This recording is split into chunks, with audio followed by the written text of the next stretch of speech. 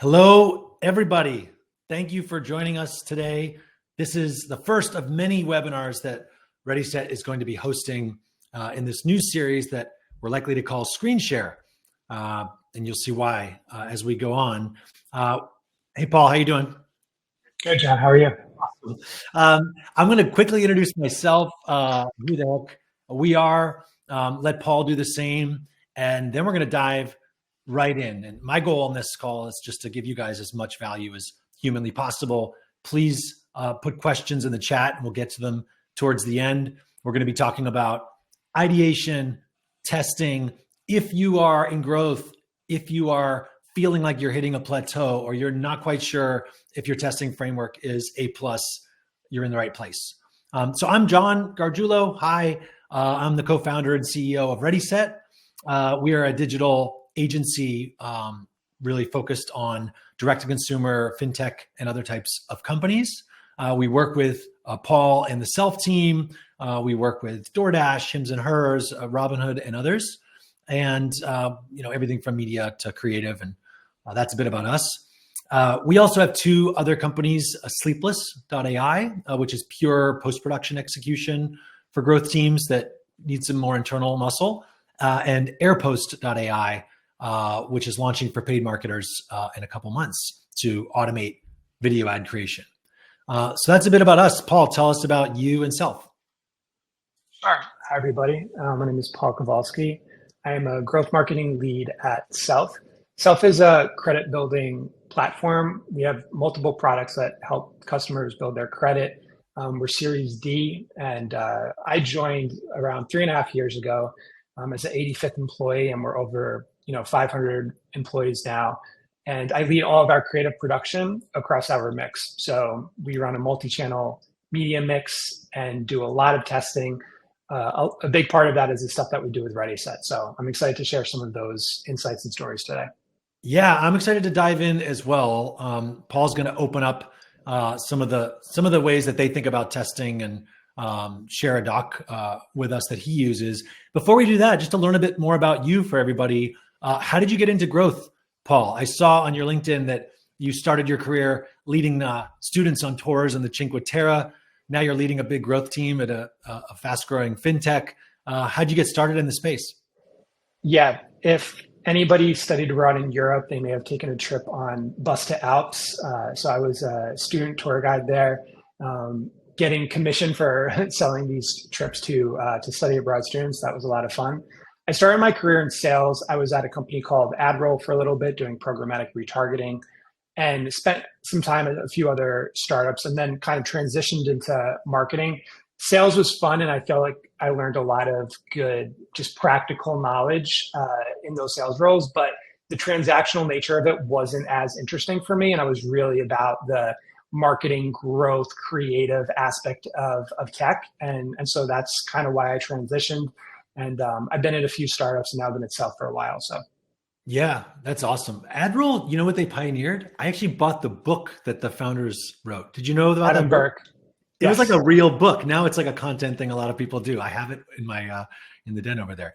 Awesome. Well, let's dive in. I know a lot of people here want to hear about how you think about testing.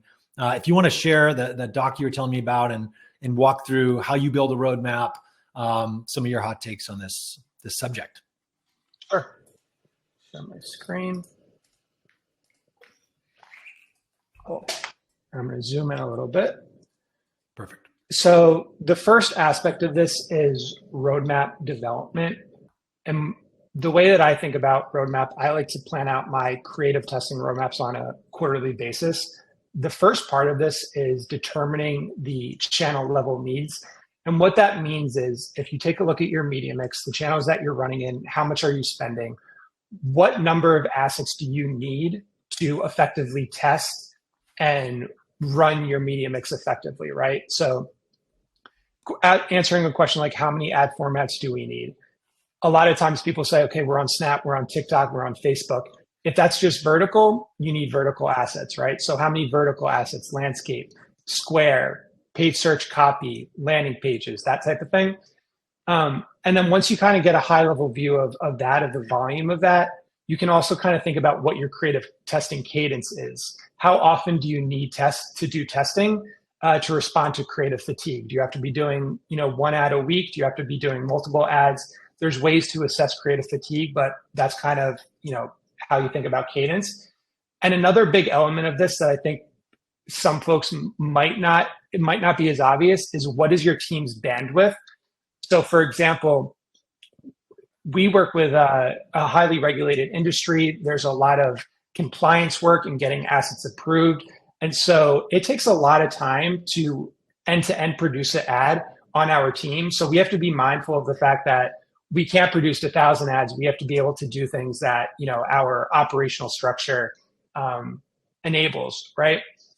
So once you have an idea of kind of like asset volume, you can talk about your product mix and the different types of products that you're promoting. And let me ask you a question about the last section. So I think one of the top questions a lot of people ask me, and I'm curious your thoughts, is simply, how many different things should I test? What is the testing budget for each one? And I know people that say, you need to spend no more than $200. I know people that go to $10,000 before they decide if something is working or not. I know that varies based on this very thing you're presenting here, but do you have like a rule of thumb in terms of how much people should test on a particular platform? Yeah, I think it depends on the event you are optimizing for, that CPA, and how much volume that you're getting to determine stat sig. And what I mean by that is, if you're optimizing towards something that gets you a $20 CPA, you can spend a couple $1,000 and get a good read on what's driving performance. But if you have like a higher CAC of like $200 or $300, like a B2B or something like that, you might have to spend a little bit more money to really differentiate. And there's a lot of circumstances where you launch things and they don't beat the champion ad, and you don't get enough learnings. But there is kind of like a minimum requirement for me, for sure. Yeah, that's interesting. We had a client in the earlier days of Ready Set that was life insurance. They were modernizing life insurance, and they needed to spend like $1,000 or $2,000 to acquire a customer. And it presented all kinds of challenges for the growth team because of that. And there's certain elements of that too, where you can use an upper funnel event directionally to assess creative. It doesn't always have to be that, end event. It can be, this thing has a really good click-through rate, and so this element of the ad is working really well. So that's worth calling out. Gotcha. And in case I missed it, did you have a number of like, just, guy on the street, dependencies aside, how much money you like to see any particular creative get? Let's say if you're going for a certain CPA before you decide it's not going to get there or not, or how many conversions you need to see, that kind of thing. Yeah, I mean, definitely a few $1,000s minimum. I need to see enough. And again, it's the CPA that you're optimizing towards, but it's stat sig. If we can get to stat sig, that's great. Gotcha. Thanks. Yeah. When it comes to the product mix, I think this is something also a lot of teams might struggle with this, where you're launching new products and then all of the efforts and energy of the team is towards those new products. And then you start producing a lot of things to test that new product, ignoring your flagship products. I really think a diversified testing approach, product testing approach, makes sense. So I tend to like an even distribution of, I'm producing things for all of the different products in my mix. Now you can skew that, right? If you know that a lot of your revenue comes from one particular product and it sees good performance, you might want to align the amount of assets that you produce to that kind of impact, right? But you should always be diversifying when you're thinking about product mix. And so if here's the channels that I'm running with, the number of assets I need to be testing, the products that I want to be promoting, then you can get a level deeper and establish some testing elements, right? Do you want to test different personas? Do you want to test different themes? Are there different emotions that you want to test within specific personas or themes to understand how things work? That's something that I spend a lot of time on. And I also create creative naming segments to allow myself to build reporting for that, which I show here. Which variables to focus on? Let's stick with like personas, right? You hear this phrase, creative is the new targeting. What's your take on that phrase? People watching this webinar that kind of generally know who their main customer is and mainly all their ads go towards that, versus, well, no, there's this psychographic, this demographic, slicing it up 5 different ways and the work that it entails. Like, how should people think about this? If you find winners, you want to double down on those winners. But if there are personas that you haven't thought of, I think it makes sense to align some element of a testing budget to that. You can also see what works and what's resonating. Another part of this is leveraging your own customer data, survey data, this type of thing, right? The more that you can kind of like survey and understand the challenges that your customer face, and then take that and create personas and stories and use that in ads, you can be really successful. And different personas also have different kind of emotions, different needs, right? That's why I think like this, having a really strong creative naming conventions allows you to slice and dice this data in a lot of different ways. This is something that naming conventions, because I think everyone does it differently, and you've had a lot of experience in a lot of places building this. What do you find is the great balance between sort of simple and not having like 800 characters in everything, and efficient? How do you do it? Yeah. I don't think there's an easy answer to this, and I go back and forth, and I'm sure everybody on this call does as well, right? How sophisticated, how much data, when you are building out a project, you ask, what are the things that we need? And then you get a list of 1,000 things that we want to analyze. And you have to kind of make decisions.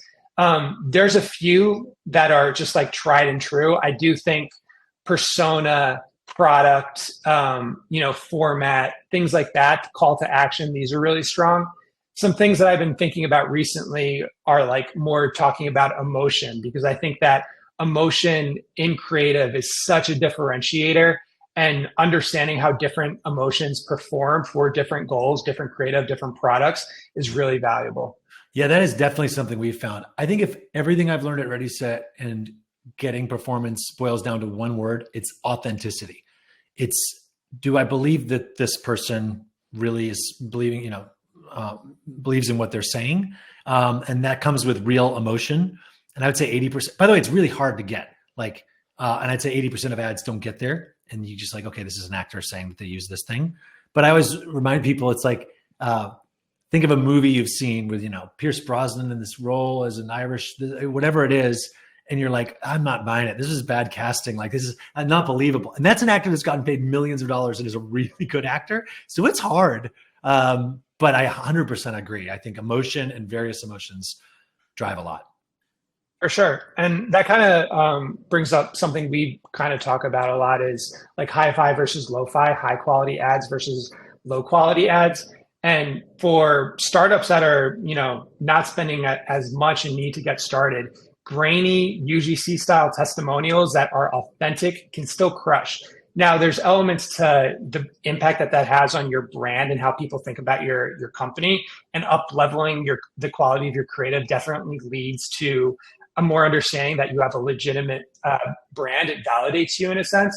But when you get those testimonials, and I've got them in the past, and they're authentic stories around how a product's helped, those crush, right? 100%. Yeah, this is something that we talk a lot about here as well.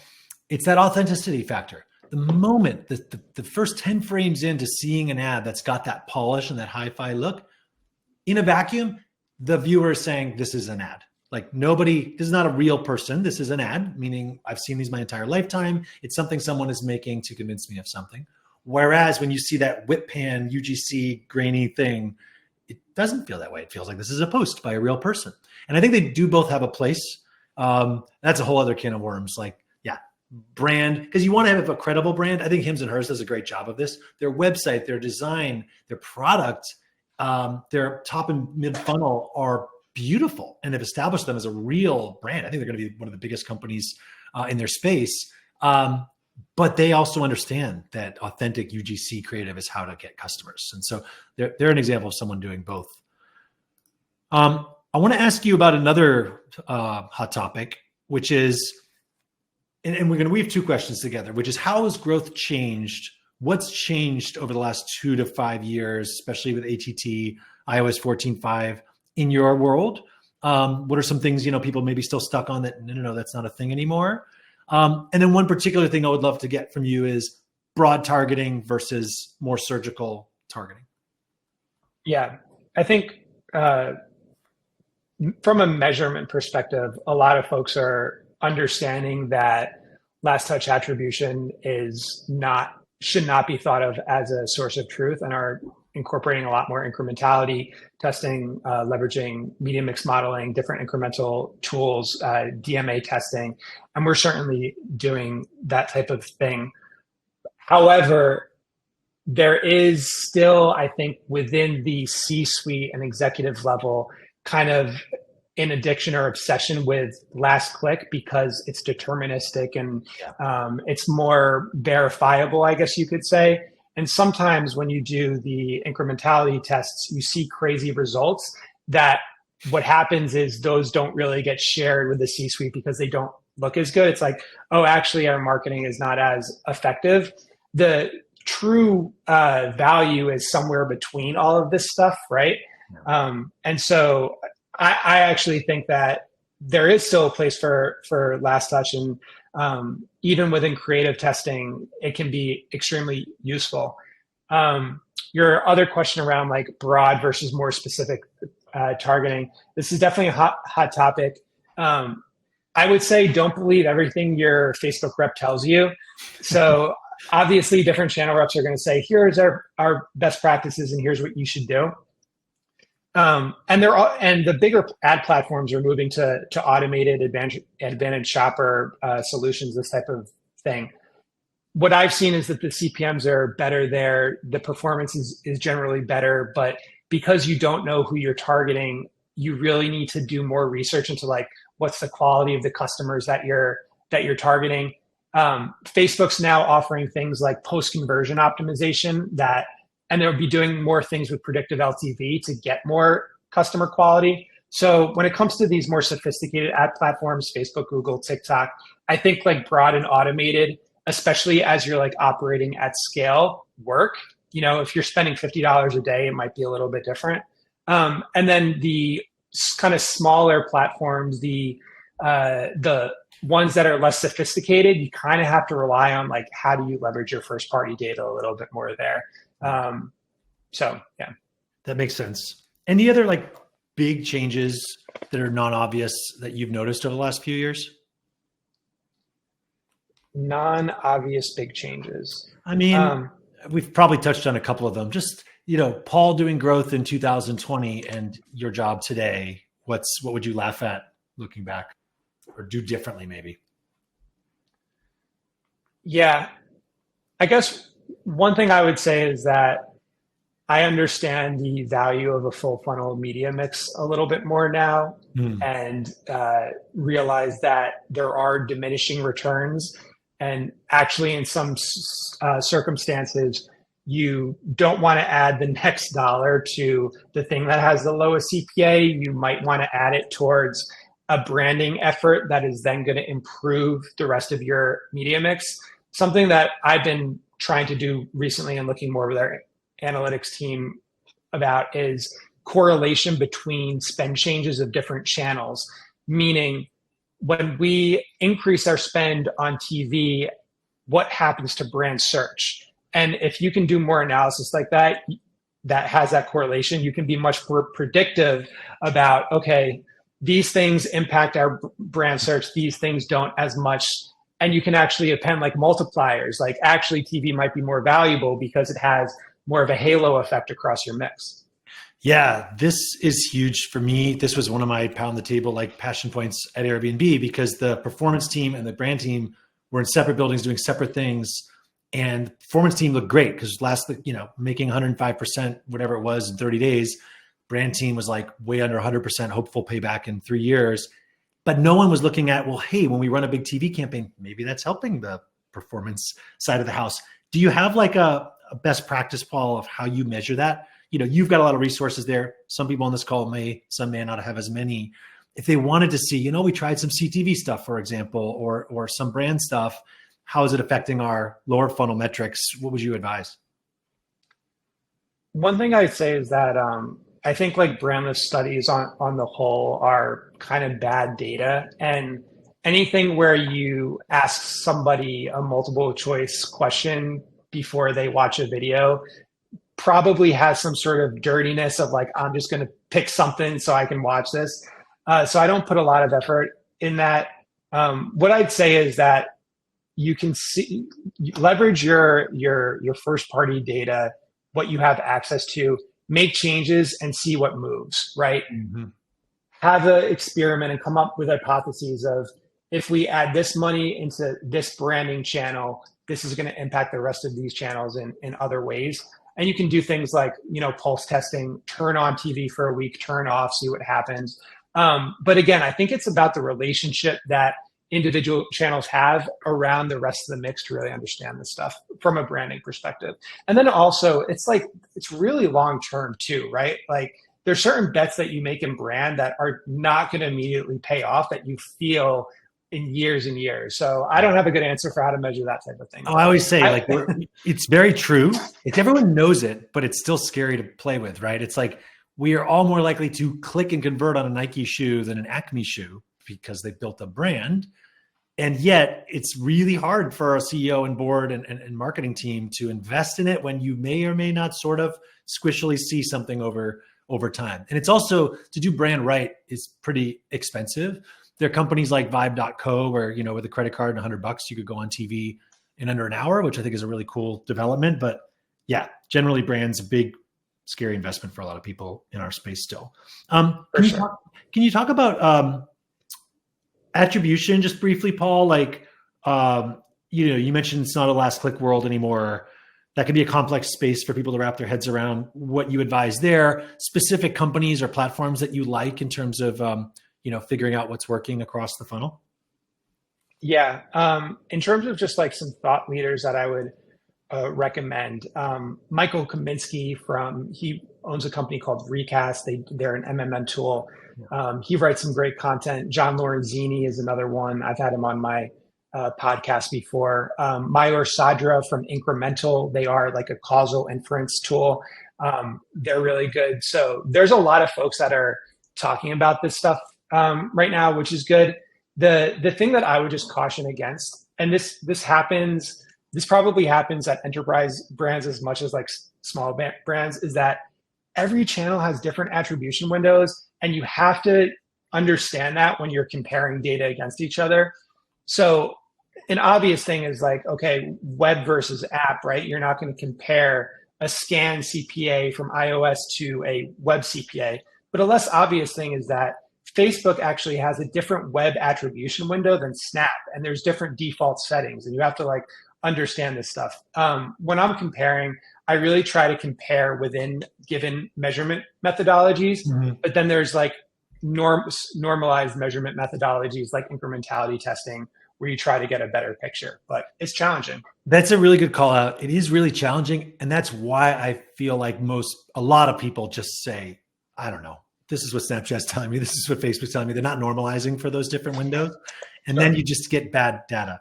It's also when you're smaller, media spend is more incremental because you haven't been around for as long. So you can add budget and you have never spent in that DMA before or wherever that area is. And so that's probably incremental. But when you are Nike, how do you figure out what's incremental or not? It's tough. Faith. Yeah. And I'm actually I'm kind of coming up with this concept right now of a different version of product marketing fit, which is paid marketing fit, and I'm writing an article on this. The idea that we have to align our media spend with demand, but there are different types of demand.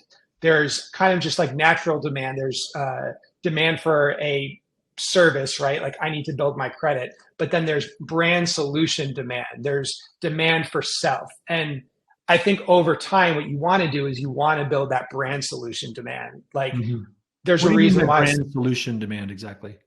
Meaning that instead of someone having demand for, I need to build my credit, they have demand for, I need to build my credit with self. Like people think about Airbnb before they think about VRBO, right? Mhm. And these little nuances of building that brand, you see it in conversion rate differences. It has this like halo effect that's tough to measure, but definitely crucial. For sure. Awesome. Thank you for the questions coming in. Keep them coming. We're going to get to them. We're going to get to AI and creative sort of ideation, production. I'm going to open up ad libraries and stuff and talk through that and some of the stuff that Self is running. You mentioned post-click a couple of times. You know, particularly the like CRO sites, will say, if you're not testing landing pages, like what are you doing? Like the landing page might stink and it's affecting everything. It's also a lot of work to make a lot of landing pages and test correctly. And now you're adding a huge variable that's touching all the other variables you just mentioned of the ads. And a lot of folks are one person and, with a small team. How do you think about the value or not of landing page testing essentially? So I think this is one of those that comes back to team bandwidth and effort as well. One of my philosophies is that when you think about, let's just say you're launching a new product and you're thinking about testing, you want to test for as cheaply as possible. So if I have a new product, I don't want to just say, hey, I think this message is going to work. Let's spend 100K on a TV ad. What I want to do is say, it's going to take nothing for us to test a bunch of different messaging variations on a landing page, learn what works, then maybe we run some simple display or static banner ads, see what works, then we do maybe a TikTok ad, and then we do TV. So there's this element of like, if you don't know what message is resonating, start in a more affordable place. And landing page testing is a great way to do that. I also think landing page testing is the best way to get very clear A/B tests, because you can do that with ad creative, but you have to spend money. You got to get to stat sig. A lot of times the A/B testing structure in different channels is not as performant in aggregate as like your run the business normal campaign structure. And so when it comes to like very clear like messaging tests, landing pages are great for that. Yeah, you're right that it does in some sense simplify things. It's like, look, all the ads, all the things are coming to this place versus this place, what's performing. But that begs another question. I have asked this of so many people in your shoes, which is, have you had an experience in your career or two where you do a landing page test at some kind of scale and go, oh my God, huge stat sig, like, thank God we're switching to this page. The business is humming now. Like, I feel like 97 times out of 100 people say that this one sort of did this, but it's, And it's another great point, which is like when you're talking about, and we talked about creative production roadmap, but I also have thoughts for how do you develop like a paid testing roadmap, paid testing and experimentation roadmap. Yeah, talk about it. What is, if you have a really crap landing page and it is not converting, start there and get it to be converting. But then when you get to a certain level, it's going to be hard to find those marginal wins. It's going to take a lot of effort. And that's kind of where a lot of brands are, and that's fine. And that's where maybe more impact would be in testing in other areas. Mm-hmm. But yeah, I feel like some folks, like you get really into the landing page testing, you're like, oh, we got a 2% lift. But then again, depending on your scale, that 2% lift compounded over time can translate to millions of dollars. So that's true. And what I'm taking away from that answer is if you're still relatively early and you slapped together a landing page and said, this will do, and no one's ever tested against it. I meet with a lot of people that have not tested a different landing page in 16 months. sure. Maybe start there. But if you're, a huge company that's been, you may have, we sometimes talk internally about like brands reaching a certain threshold. It's like, there's a ceiling, you could call it, of performance that you're crushing. And it's not like it just goes on forever. Right. Cool. I want to take a detour into AI just because I think it's very cool. And I think it's going to be changing everything about creative ideation and production over the next couple of years and months. And then I want to come back to some of your best practices and testing frameworks. Talk to me generally about what you've seen over the last year or two as it relates to our space, what you see for the next year or two. What's hype? What's real? What do you see changing? Yeah, it's exciting times for sure. And yeah, it's very exciting times. What I will say is that I am using AI more to inform and supplement my thought process, to give me ideas, to give me inspiration. And there's a lot of cool ways you can do that. We were talking about paid search before, and this is kind of unrelated to ads, but I think it's kind of a good example for the listeners. I have a podcast, and what I do with the podcast is I will upload the transcript of a 45-minute conversation to ChatGPT and say, pull out talk codes or time codes, or pull out 5 really intriguing pieces of information for that. With ad creative, with paid search copy, you can do something similar, right? Like we could take all of our top performing headlines and then say, okay, give me some variations that emphasize this word a little bit more or use this theme a little bit more. So I think like you kind of have to, you can even use it to come up with a testing roadmap, right? Like we're we're a credit building platform. We have these products.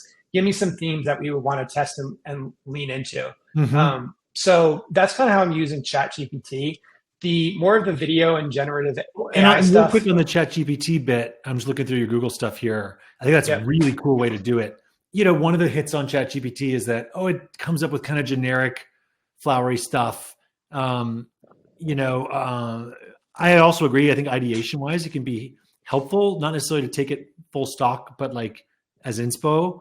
Have you seen that? Like, are some of these ads literally things that ChatGPT spat back to you based on what's I don't think these ads are, but what I would say, like, as you can see there, it's very direct. And I mean, paid search is intentionally simplistic. You don't have a lot of room to say things. So you kind of just have to kind of say what it is. And you're right. I think that's why there is still going to be like a need for copywriters, storytellers, because ChatGPT can be a little bit generic sometimes. 100%. Let's talk about video, and I'll show some of what Sora is doing while you talk there in the spirit of screen sharing, because I think it's going to change everything. Yeah, I mean, I think I'll pass that off to you because I know that you're doing a lot of work with video and AI. Yeah, this blew my mind. This is the research paper OpenAI put out when they announced Sora. Recent interviews seem to indicate that it's going to come out for everybody this year. That's funny. We've got a ways left in this year, but still, I think it's going to be pretty huge, particularly when you compare it to Runway or Pika and some of the other folks that are doing this kind of thing. It's just so much better.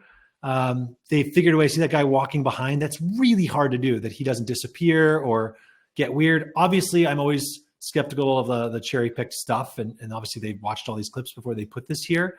But just the progress that has happened in video. I gave a talk at MAU 2 years ago, called The TikTokification of Everything, and showed that infamous clip of Will Smith eating spaghetti.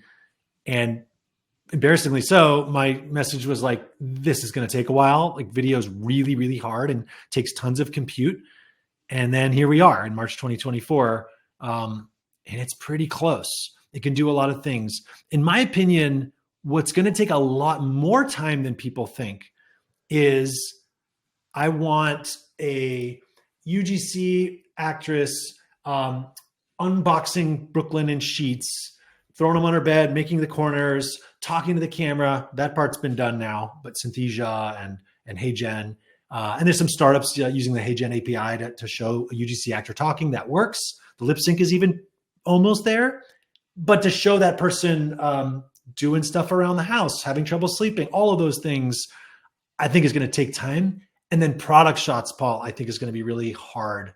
Right. You cannot ask this thing today, any of these things. Even a Coca-Cola can. It'll try, sort of. I was actually just thinking the other night, I think what's probably going to happen is you'll have to shoot your product either 2D, because look at what they've done with the 2D image of a face. They can kind of shape the whole rest of what they picture your head looks like. Although they can get some of that a little wrong and no one would know. If you've got a product that's three-dimensional, the back of the box is important to get right. I think you're going to need to do, I was thinking, like a 3D shoot, which are not that complex today. There's a lot of actually places we're thinking of building this in our studio. You see it in the movies like The Matrix, how they film that stuff where it's like all little cameras in the circle snap, within 1 second and get the whole 3D object. And then maybe the Soras of the world will be able to inject it into a scene. But even still, somebody, tossing native deodorant back and forth between their hands while they talk, I think that bit's further away than we think. But it is going to change things a lot. And ChatGPT is already changing, like you said, ideation for video scripts. It's not very good today. It's not usable out of the gate, but it's changing quickly. Yeah. And as you know, production costs a ton of money. And so if there are elements of a production shoot that AI can do for a fraction of the cost, you can still leverage that. It makes me think of the importance of kind of exploring modular testing, which is something that I've been thinking about a little bit more, which is basically taking a hook, a body, a call to action, creating multiple variations of each and making sure that they can kind of all fit seamlessly into one ad and creating multiple variations of that. And that's something I think you can probably do already, right? Like give me 5 different personas with a frowny face kind of thing. And then we could overlay text, do you have bad credit, this type of thing. The modular testing that I kind of am talking about here is the fact that there's different metrics that you can use to evaluate different categories of your ad, right? So if you're testing the same ad, but you have a different hook, you can look at thumb stop rate. If you're testing the CTA, you can use engage CTR, which is like of the people that watched the entire video, how many of them actually clicked. So I think that there's different ways that you can kind of like break down an ad to really highlight specific parts that work well. One of the things that I've seen on Facebook and a lot of ad platforms is that there's certain ads that have a really strong hook that are very engaging that will end up getting a lot of spend, but the CPA might not be as good. And the reason for that is that the concept was just engaging. It got a lot of clicks, it got a lot of likes, whatever it is, and it's going to get more spend, but the conversion's not there. I think these are some ways that you kind of suss that out a little bit. How methodical are you with it? I totally agree with you, by the way. And yeah, those kinds of ads can be infamous because they have this incredible thumb stop, but no one's buying because it's, a really cute puppy at the beginning or something. Right. But maybe you can leverage the really cute puppy hook that's working and change out these other pieces. How methodical are you? How methodical do you feel that people on this call need to be in testing and learning? Like we've all had that, CMO or VP come to us and say, okay, performance is X or Y, but what are we learning? What do we know? I find that can be kind of squishy, to be honest, personally. Yeah, I think a brand's job is to grow over time and hit their growth targets, whether that be revenue or, customer acquisition cost, whatever it is. If you are doing those things, continue to do those things, right? I'll give the example of like everyone has that one ad in their account that gets a lot of spend to it and they just can't seem to beat it. They rotate in new things and continues to get spend. Well, if you're hitting your growth targets, who cares? Like you're growing, and you're doing what you're supposed to do. So I think like growth over learning, probably, but you still always want to be testing, obviously. No, I completely hear you. There's a lot of learning for its own sake is a weird thing to say, but yeah, it's like a lot of very sort of pedantic larger companies. I find it's almost more, and I've experienced this, about the decks and the charts and things than like, hey guys, growth is up. That one weird ad nobody likes is killing it. We should be happy, and isn't that the point? For sure. Yeah. Awesome. I want to also dive into the rest of your doc because there's all gold here and I want to make sure we get to all of it. Let me share the bottom of it here and I'll let you just kind of talk through some of the things that you've learned. For sure. So I have a couple of some creative yarns, some stories to talk about. So the first being the emotional messenger. We had 2 different ads, talking about how to use our platform to build credit. One was kind of talking in a more educational monotone voice, like this is how you do this, blah, blah, blah, blah, blah. And the other was very positive, excited, right? And this wasn't even intentional. This was just how the ads came out. And the one that was positive and excited performed so much better. So I think sometimes it's like not what you say, it's how you say it. And is there any chance that it's on here somewhere? I don't think so. Okay. Yeah. Give it a try. But so yeah, I think like that thinking about if your ads aren't working, are you using the right emotions? I think that's helpful. Yeah. The second one, a little levity, using humor to talk about difficult topics reduces anxiety. This is something big itself. Like we obviously are talking to customers that are struggling to build their credit. They have a low credit score. They may have gone through things like bankruptcy, a divorce, these tough things. And sometimes adding humor and levity to that situation can be really helpful, right? And Yeah. I like to think about like using different skits, things like this, to make people feel like, it's not as bad of a thing and I can have help.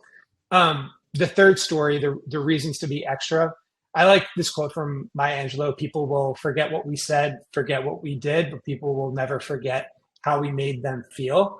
Um, if you think about the fact that people see 10,000 ads a day on average, which is just crazy, what are the ones that are memorable, right? And it's generally ones that tap into your emotion in some way. And so the way that I think about this is like, for your product or service, if you have an emotion that you're trying to get the customer to feel, what can you do in a direct way to just 1,000x that, right? Like how can you make them remember that emotion when they watch your ad? Yeah, 100%. And that is a daunting statistic for sure. And I think there's a mix here, right? Like you want to capture people's attention and say, hey, this is who we are. Or, I learned this recently. I thought it was compelling, which is identifying and relating to the person that we understand your problem. If you are joking about that financial difficulty or divorce or whatever the thing the person's in, and you're meeting them there and you understand the problem that causes for finances or whatever, in a way that they're like, oh, this person, this brand gets me. That's really important. And then variety, I mean, like you also need some mid-funnel stuff that explains, well, wait, Self is a credit product, looks like a card or an ad. Like, how does this work? And spread things around a bit. A point on that though, and I think this kind of comes to financial products or other maybe just like difficult to understand products. Earlier in my career, I would try to explain every single element of how our credit builder account worked in ads, and that didn't work. And the reason for that is that people are not going to watch an entire ad to learn about how your product works. They're going to go on the landing page. The purpose of your ad is to get them to go to the landing page, to get them to research about you. So I think like you should say enough that captures the attention that gets them to learn more. Yeah, very true. Awesome. Let me share the rest and hit the bottom here. Give me a second. Best practices. Yeah. So the first, understand the customer on a psychological level. I'm really into mindfulness and meditation and just like human psychology in general. And I think that the more that you can put yourself in your customer's shoes, and when I mean like psychological level, like really trying to like paint a picture of what they're experiencing. Yeah. Just to give you kind of an aside, I've done a few meditation retreats with a meditation teacher. Part of this, he's called Thich Nhat Hanh, and one of the meditations that you do is you basically feel yourself as your mother or your father, like what they experienced growing up, kind of raising you, to give yourself more compassion for things, right? And I think like some element of that in marketing is kind of funny, but it can be helpful, right? If you like sit quietly and think about the emotions that your customers are feeling, and how to kind of tie into that, your messaging is going to be more direct. It's gonna make sense. It's gonna feel better to the person receiving it. That is next level, man. By the way, that he's the change maker at my 10-year-old son's school. They choose one every year. It was Mr. Rogers. It's him this year. Awesome. He's incredible. But I feel like 1% of marketers and growth folks actually do that. Exactly what you said. Really feel into what is the position this person is in? What do they need? What do they care about? Not just like what ad can I come up with that they'll respond to. 100%. We do a kind of a weird thing that I don't know if other people do, which is we just want to talk to the customers of our clients. Like we have somebody who literally interviews people and pulls out notes and video highlights just to understand them. It's like if you don't know who you're talking to, you might as well talk to a wall, is what I always say. Like you have to be like having a conversation with a wall versus like, oh, I see who I'm talking to. Sure.